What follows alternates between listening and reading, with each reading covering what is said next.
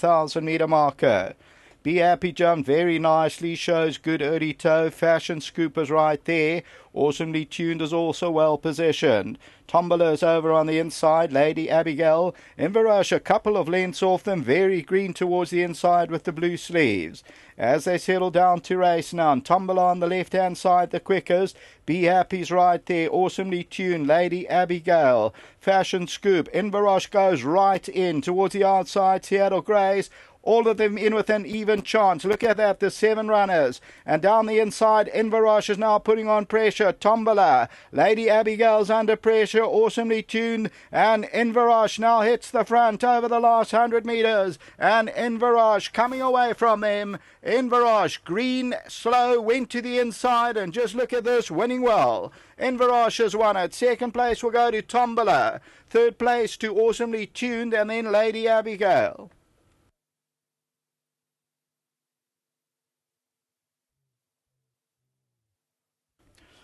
Number 5, INVERROCHE. First timer, Ideal World. Nice to see Brian Bernard on track. This horse ends up tote favourite at 270. Brandon Lorena, still very green, was off them 3 or 4 lengths, went from out to in. But then she started to learn what the game was about and she wins convincingly. So INVERROCHE, the Ideal World. Mark Dixon, the first timer, and wins it well. Bred by Birch Brothers. Second, number 8, Tombola. Third place to number 2, Awesomely Tuned. And further back was Lady Abigail and then Be Happy. And further back in the run was Seattle Grace. That bipod pool is over the 200,000 rand. And here's INVERROCHE.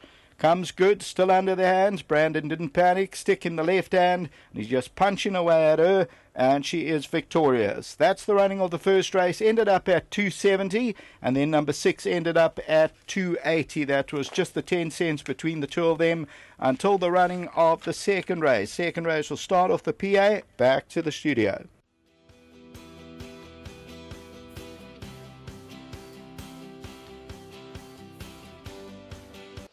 Just seen a smart performance by the first timer, INVERROCHE. He's come through with flying colours despite being very green out the gates. And this is a horse who's obviously shown a bit back home, and today she had to start. Yeah, Sheldon, she's shown us quite a bit back home, but the boss is standing here, Uncle Brian, and we must thank him. You know, we went to the sales at Sabaya, and he gave me the opportunity to pick him a horse, and she was one of them. And it's quite exciting that she rewarded us first time out. So well done to Brandon. You know, she jumped a bit slow. My heart was did drop a bit, but she quickened up like something very special. So hopefully she does go on from here. Well done to Mark and Haley, and big thank you to Brandon. You know, he's always on our side and always brings the best out of our horses, and we really appreciate that. Before you run there for the owners, a nice little check, just over 26,000 from the BSA. So let's spend it wisely. No, thank you very much, and hopefully we can use this next check at the next Sabaya sale. Lovely. Thank you.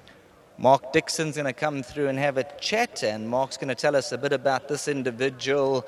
When she went down, she looked like a professional, but stage fright when the gates opened. Yes, I thought that might happen, especially with my 2-year-olds. You know, I very rarely have, especially in January, for a 2-year-old runner for our stable. It's very unusual, but I remember saying to Victor and Brian, you know, from day one, she was just so professional and showed really good work. A couple of months ago, I said, well, you know, if she stays sound, doesn't get shins or anything like that, we'll aim for a race in January. And as I say, you know, she's always shown lots of ability, but greenness is always a massive factor. You never really know how, you know. And she was very green in the paddock before, and she was out the back neighing, and that. I thought, oh. But you know, the ability always pulls them through, and it certainly did for her today. So, thanks very much to Victor and Brian. It's great to have some nice horses. Your runners coming up, who would be your next best to possibly earn money?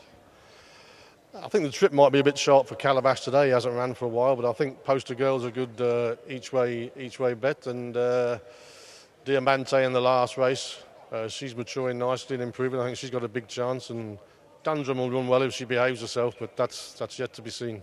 Well done. Yeah, thanks, Sheldon. We'll get that check over to Mark Dixon shortly as we get Brandon Lorena into the winner's box here. And that smile says it all. Obviously a horse who's touted with a reputation, but first time at the track, not quite sure what to expect. Yeah, she's obviously got a lot of ability, but she wasn't tuned up for today. Hence being a little bit slow at the gate. She's been on the grass once proper. So it was a very, very impressive win from her. Big thanks to Haley and Mr. Dixon again, and Uncle Brian's on course, and Mr. Victor Torgera also, so couldn't be happier. You didn't panic when she was slow out and then elected to move to the inside? Yeah, she was inclined to hang that way, and I tried to ask her to straighten up, and she wasn't going to have it, so I let her do what she wanted to do. And once she got guided by the rail, she was happy. Tell us about the rest of your card. Which could be your next best? Minaloosh Venture in the next race. He's jumping from a deep draw, but he must be competitive in that race. And in Muscat, he's got a few horses where he's in favour at the weight, so he must have a big shot, even though bearing a hefty summer weight. And Kilmoka in the last from a bad draw, she also got a chance. Well done. Thanks, brother. Thank you. We'll get that BSA check to Brandon, so well done to all the connections of the first race. We've seen a smart performance with flying colours.